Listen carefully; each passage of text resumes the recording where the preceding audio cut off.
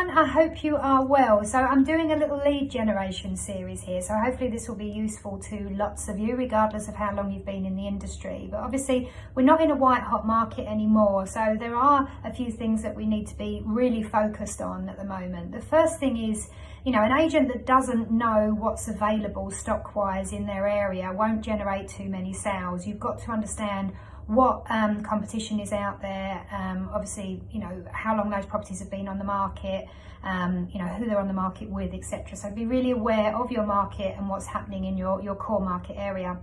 The second thing as well is that, you know, an agent that doesn't really understand their community or the amenities in that community and how those amenities attract a certain type of clientele, they won't do quite so well in this market either, because we have to be proactive and find the buyers to match the areas and match the properties. We can't just put it on Rightmove, Zoopla and pray that somebody finds it. You've got to get out there and market to the right audience. So make sure that you are very clear as to what's going on in your market and what's happening in your communities as well.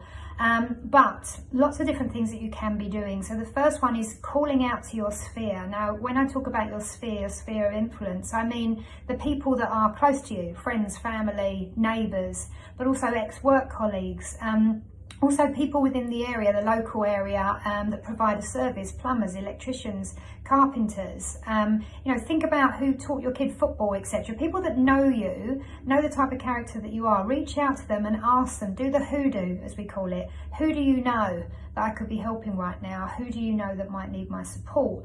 What about withdrawn stock? There's lots of properties that came on the market and they didn't sell. Is that because there's no longer an appetite to move at all? Is it just that they felt maybe the timing wasn't right because the market, you know, wasn't as good as they thought it was? Well, what if you actually went back to those people and said, right, you know, perhaps what you need is a bit more of a targeted strategy, a marketing strategy to be able to obviously achieve that sale and find you a new property to move to.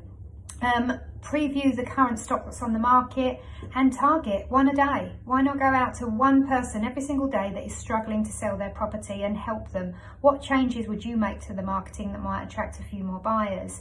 How about landlords? Have you been on Open Rent lately? Gumtree, Airbnb? Have you been contacting the landlords to see if you can help them to let out their properties for a good price? Circle prospecting. Are you going around the properties that have sold recently and speaking to people in the properties nearby? We know that usually if one property sells in an area, at least 2 or 3 are about to come on in the next few months. Well, have you gone door to door to find out if the person living in that property might be the next person to come on the market? But more importantly, make sure that you block time in your diary to track your numbers, track your activities. How do you know what to double down on if you don't know where the results are coming from? So make sure that you block out time specifically to look back over your activities. What actions have you taken? What's been driving the results, so that you know where to double down with your efforts. Okay, I'm going to be doing a series of different types of lead generation, but I hope you're planning all of those things in your diary over the coming weeks. Take care. Bye.